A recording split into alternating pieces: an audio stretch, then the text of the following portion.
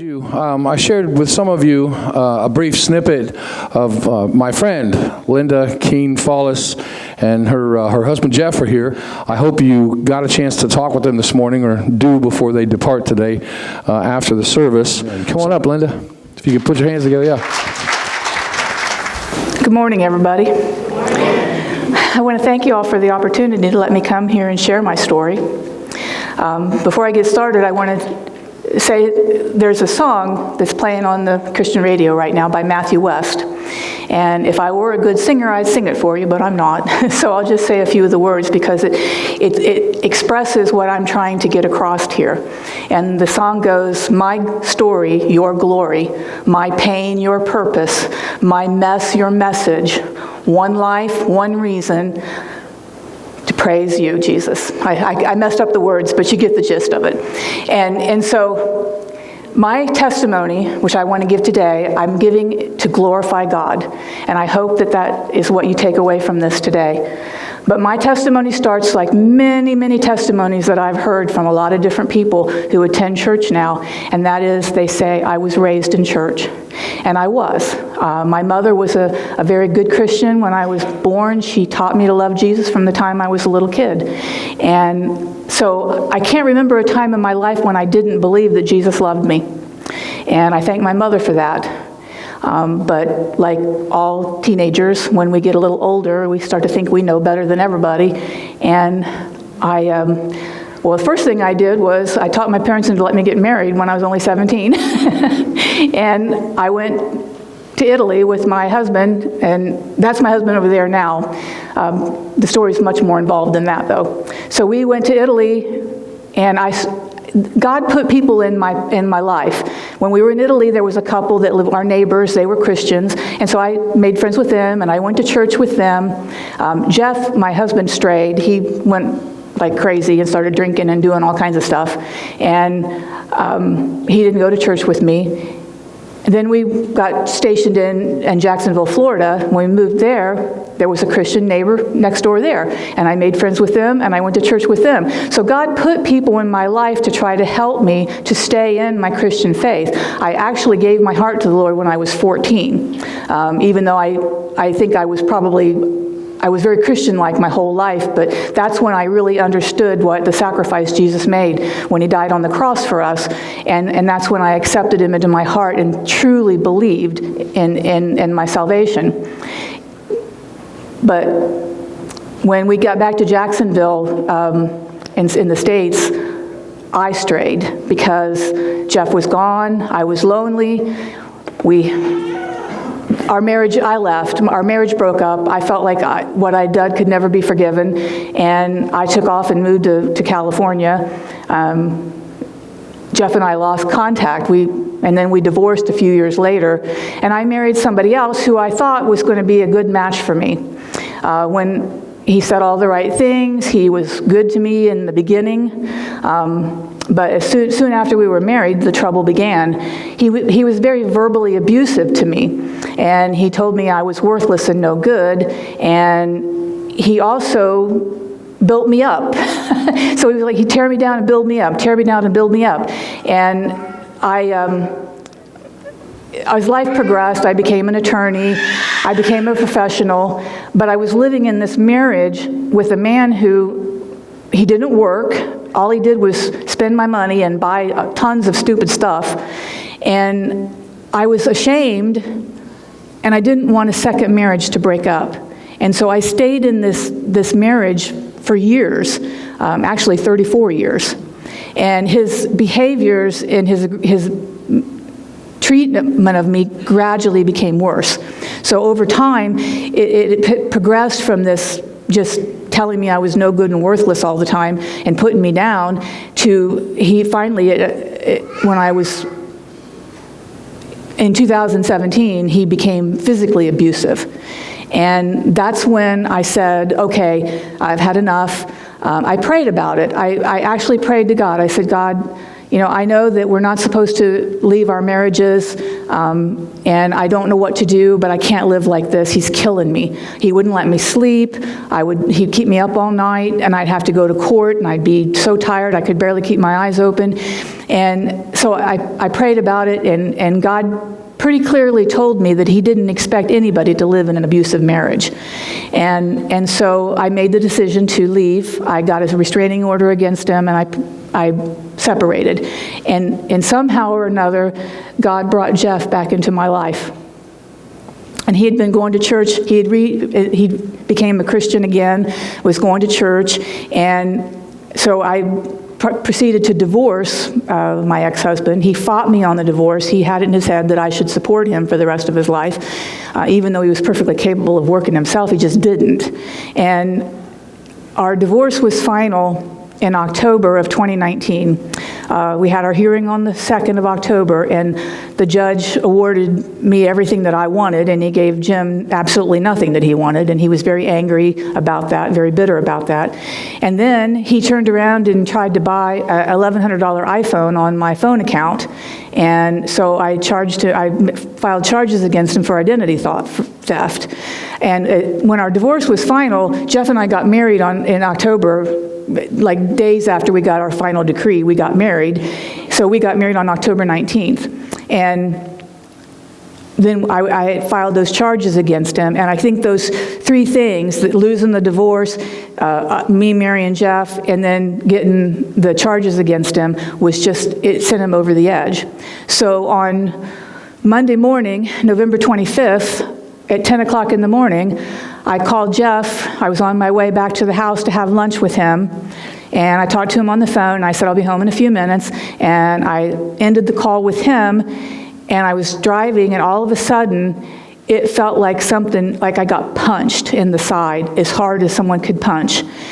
And then there was another shot that rang through the car, and I realized that someone was shooting at me.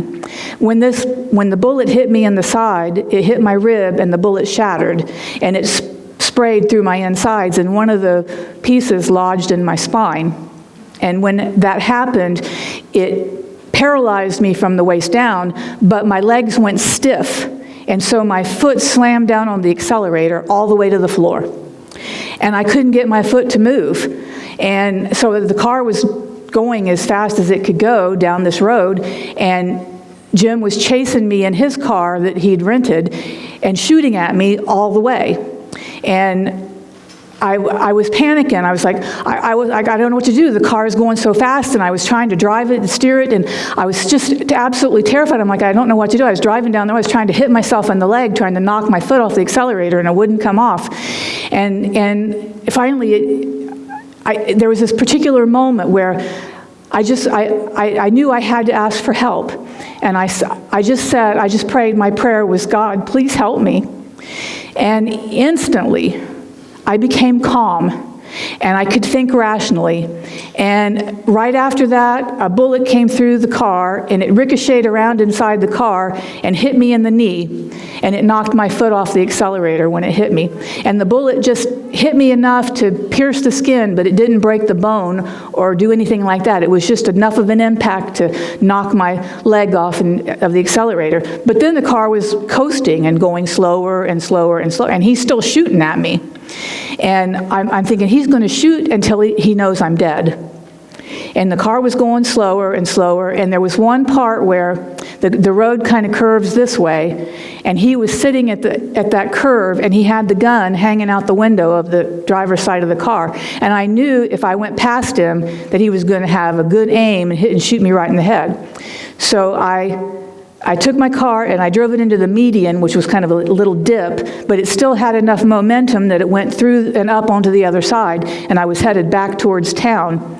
And he went around a turnaround and came around and started shooting at me again, and I'm like, and then the car was going really slow, and I was like a sitting duck. So I took the car and I drove it back into the ditch, and just about that time, a bullet shot through the car, and it was so close to my head that I actually felt the hairs on my head move. And so I thought, he's a big movie buff, so I thought, in the movies, when anybody gets shot, they always honk the horn on the car. So when I went into the ditch and that bullet went past my head, I just leaned into the horn and just honked the horn and sat there as still as I could. And it convinced him that he'd got me, and he took off and left. And I picked up my phone and I called 911 and I got the non-emergency number for the Ross County Sheriff's Department. And so then I called Jeff and I said, Jeff, call 911, somebody shot me. And he's like, somebody shot you? So he got in the car and drove there. Somebody else stopped, they called 911. But when he came, he was there before the sheriff or the ambulance was there. He was really angry that it took him so long to get there. But there was 9 bullet holes in the car. All the glass was busted out of the car except for the windshield and one back window. I only got the 2 bullets that hit me, but the one that hit me in the side did a lot of damage.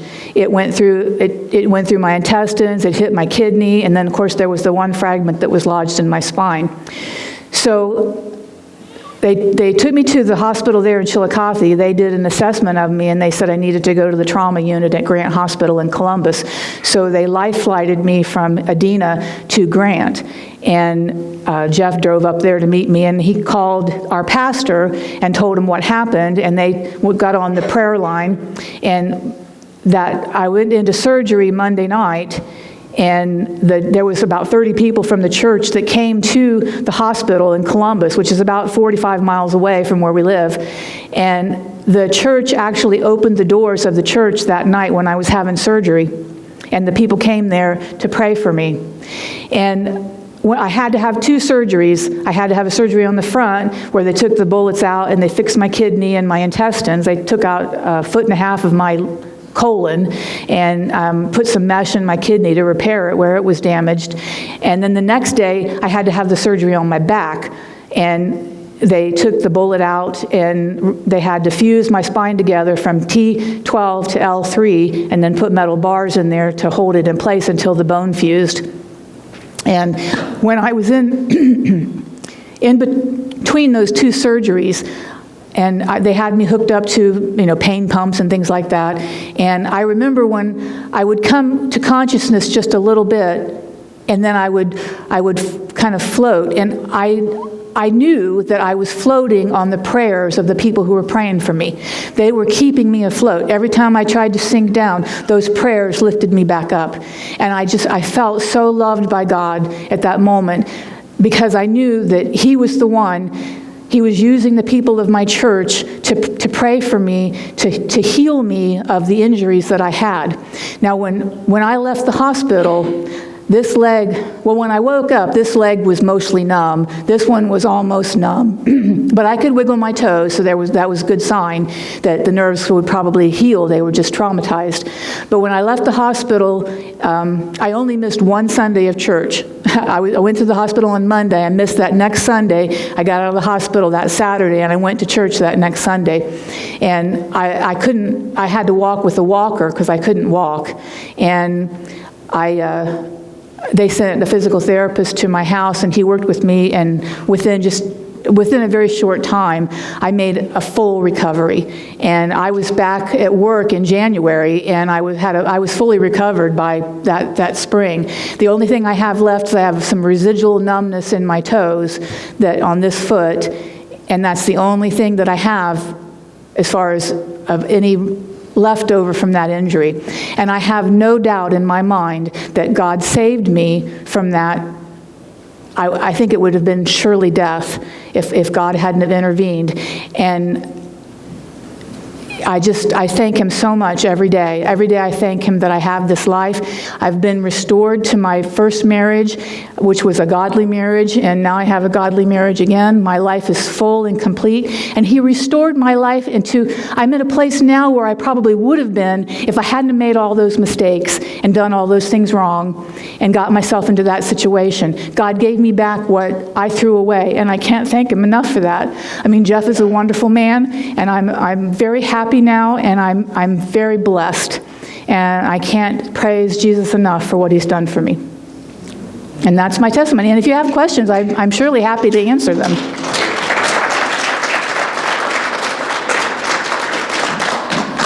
I have a question, Linda, and this is going to seem trivial, but I've always been curious, and I don't think I've ever asked you this. What caliber of gun? It was a 40 caliber handgun. You know, when we go through our life and we make mistakes and we do things wrong, there are consequences for the things that we do in our lives. And those consequences, sometimes the consequences are what other people do to us, sometimes it's what we do to ourselves. But God can intervene in those consequences if He chooses to use it for His glory. Or He can let us suffer those consequences. So, you know, sometimes good Christians die from lung cancer because they smoked for 20 years before they became a Christian. He can heal them of that, or He can let them die from it. It's our free will to do the things that we do. And I take some responsibility for the things that happened to me because I stayed in a marriage for 30-some years with a man who was abusive to me. And I think back, looking at it now, if I had left that marriage in the first couple of years when I realized what kind of person he was, this never would have happened to me. You know, I don't think he would have been trying to kill me then. But because I stayed with him so long, I created the situation through my own, you know, sin, basically, because I thought I was going to fix him and make him better. I don't think that you can blame yourself because God has a plan, and, you know, for whatever reason, that was the story of your life. Unfortunately, I have a good friend in the past that a very, very similar story happened to her, and she did the exact same thing, laid over in her truck and pretended to be dead. Mm-hmm. I'm interested in, where is your ex now? Well, that happened on a Monday. They caught up to him on a Wednesday, and when he was at our old apartment that we used to have together, and when the police got there, he wouldn't answer the door, and so they threw tear gas into the apartment, and when he realized the jig was up, he shot himself. So, and another thing that I want to say, I forgot to mention this, one of the gentlemen from our church, he's actually our pastor's father, he prayed specifically that I would not have PTSD because he had a friend or a family member who was robbed at gunpoint and became very afraid, and it got to the point where she was agoraphobic and wouldn't even leave her house, and he was afraid something like that would happen to me. And so he prayed specifically that I wouldn't have PTSD, and I don't. I drive down that road that this happened on every day. I have to drive down that road to get to town. And it's been 4 years now. I don't even think about it anymore. I drive down the road and it doesn't even come to mind. So that I credit Ralph. Ralph Lecce is his name. I credit him for praying that specific prayer because I think I needed to have that prayer. Linda, as an attorney, how do you feel about PFAs? I'm sorry, I didn't. As an attorney, how do you feel about PFAs? I'm sorry, I don't know that acronym. Protection from abuse orders. You said you had them. Oh, a piece of paper doesn't stop bullets, I'll tell you that. I think they're a good avenue to break from somebody, because if you're in a situation where you're in an abusive situation and you want to get out of it, if you get a protection order, then you can use that. The police will actually help you get out of the situation and help you get to a shelter.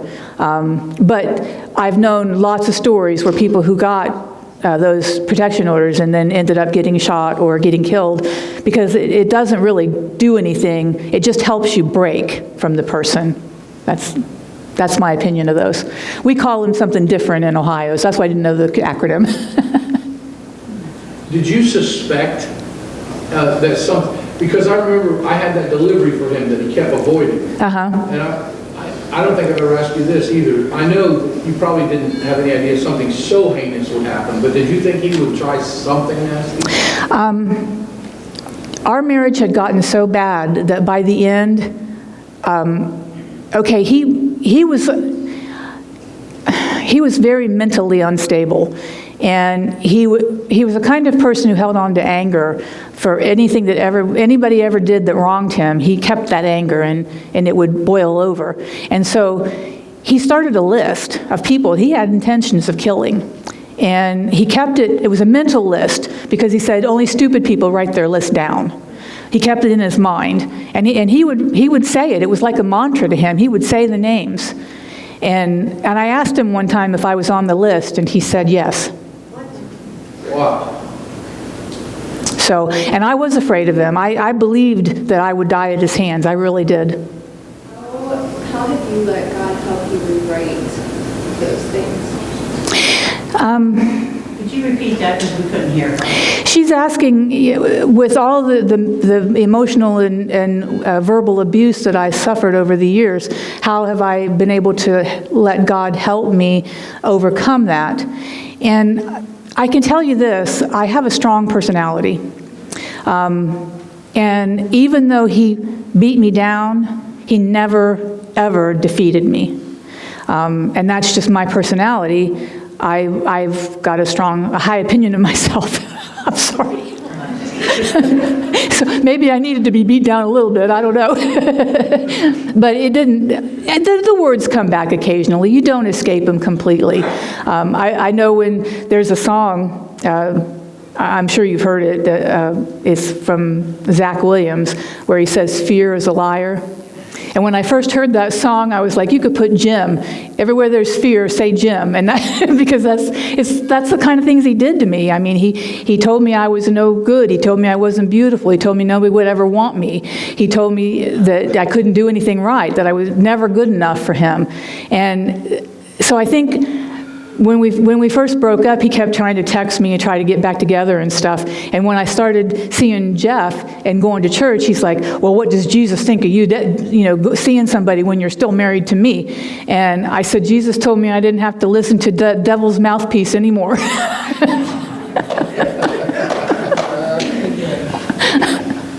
you had mentioned to me that, I agree with you about the long-term destructive power of words being much more painful to endure than a physical. Oh, it is, yes. Yeah, can you expand on that a little bit? Well, when someone beats you down with words, those words, they never go away. Once the words are spoken, they can't be unheard. And they live in your mind, and they come back when you least expect it. And it's emotional abuse. People emotionally abuse their children. They tell them they're stupid and they can't do anything right. And those words stick with people. And you'll be trying to do something, and those words will be in your minds. They'll say, Satan will use them. Satan whispers in your ear the words that he knows them. He heard them too. And he knows how to push your buttons. And so when we say words to people, we have to understand that those words have power that lasts for a lifetime. And they do hurt people, and especially children. And children in an abusive home is really very destructive on their... and I think that Jim came from an abusive home. His mother and father broke up because of abuse, so he witnessed his mother getting hit and stuff. So he knew, and that's how he learned how to treat women. When you raise your children up, mothers and dads teach their children how to treat other people. And if you treat your wife like she's a dog, then he's going to grow up and treat his wife like she's a dog, because that's what he's learned. We have to respect each other and love each other.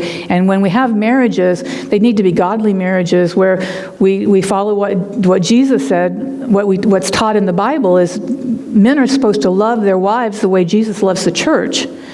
And Jesus never said anything bad about anybody. He didn't do that. We shouldn't say bad things about people. Well, he had to run out of bullets sometime, right? I believe he reloaded. Yeah. I'm not sure exactly how many shots were fired. I know there were a lot.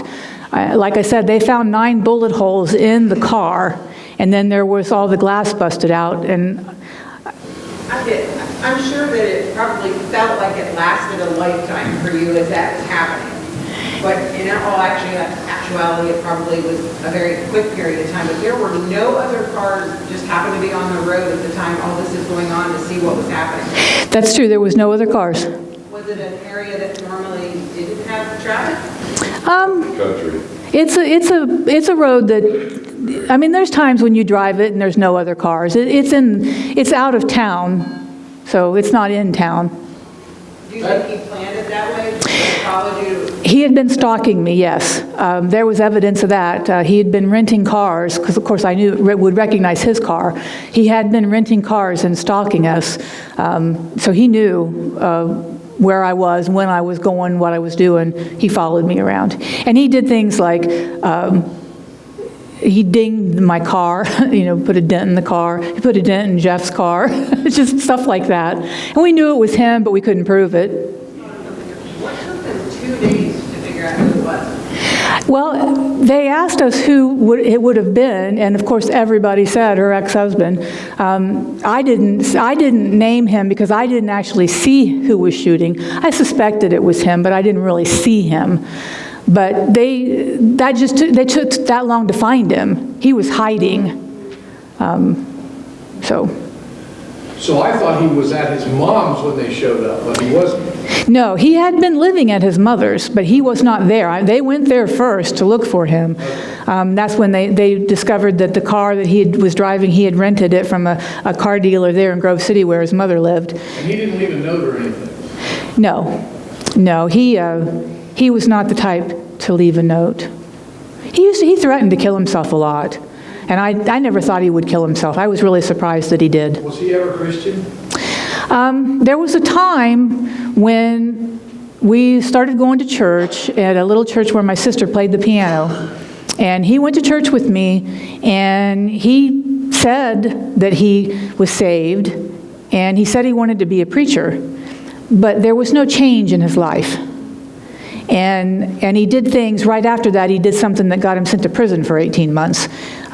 So I can't say. Right. I mean, I don't know his heart, but I never saw evidence of a changed life. Okay. So I don't believe he was a Christian. Okay. Linda, what has helped both you and Jeff on your walk through forgiveness of Jim? I'm not sure Jeff's forgiven him. For me, I'm just a very forgiving person, I guess. Even though I knew it was him that did it, it's like I always thought something like that was going to happen. And so it was just expected. I did forgive him. I don't hold any animosity towards him. I hope that he did accept Christ and that he will be in heaven. But I forgave him rather easily, I think. And I think that's part of the reasons with the PTSD. I don't hold any animosity. I don't have fear. I don't have anxiety because I let it all go. I mean, I can remember it. I have the memories. It's a very vivid memory, but it doesn't create any feeling in me when I talk about it. Yes? Do you think you'd feel differently if he was still alive? No, I don't. I think I would still feel the same way. If he was alive. Yeah. He would probably be in prison, yes, but I think that I would feel the same way that I do now. So, yeah, I have forgiven him. Have you forgiven yourself? That's the difficult part. I've been working on that. I think I had a breakthrough just in the last couple of months, learning how to let go of the past. And that is a hard thing. Forgiving yourself, I think, is one of the hardest things to do. And it's like Drew said, it's not even your job. Jesus forgives. We're just supposed to accept forgiveness and forget. I am hard on myself. I beat myself up. And that comes from the emotional abuse that I suffered, because you always look for, with Jim, everything was my fault. Everything that happened, I don't care if the sun didn't shine on a day, somehow or another, he would figure out a way to make it my fault. And so I always look for my fault in things. And so, yeah, I have issues with that. But like I said, I recently had a breakthrough where I was praying at night, and I was going over I didn't do this right, or I didn't do that right. And it came to me that Jesus forgave me. When he forgave me for everything. He forgave me for what I had done, and he forgave me for what the potential that I could have done. Because I have free will. But God knew. He knew everything that I might do until the day I die. And he forgave me for all of that. So each day is a brand new day. Each day we start, like there's a song, your mercies are new each day. Each day we start with a clean slate. And I had a recent breakthrough on that, and I think it's helping me a lot to let go of those feelings of self-doubt and guilt. And anybody else? I like answering questions. Yes? I don't have a question, but there is another Matthew West song that I think pertains to you, that you're a living, breathing, walking miracle. Oh, well, thank you. I like Matthew West. I like a lot of his songs. The power of forgiveness sets you free from being imprisoned in anger. Yes. Essentially. I guess the question is, what's your overall takeaway? Like, I learned this from this event. I mean, the biggest thing that your takeaway, because I know from your perspective, it's got to be a lot different than people on the outside looking in. I never really thought about my takeaway from what happened, but I guess the thing that lives the largest in my mind is the power of the prayer of the people who prayed. I think that's it, the power of prayer. It's so important to pray for everybody. We should pray for each other constantly. Prayer lifts people up. I know I said this before, but I felt like I was actually floating on prayer. And I think that you can lift people up out of their depression or out of their anger or out of their bad situation by praying for them, by getting together, and because prayer lifts people up. Anybody else? No?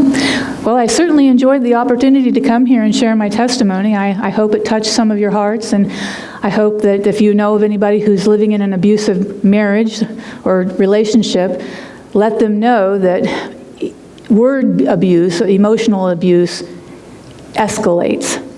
It may take a long time, but it does escalate to physical violence. And that's something, if you're in a relationship where someone's talking to you that way, get out of it. Get out of it now. Don't wait, because if you wait, you're going to find yourself in a situation like I was in. Thanks.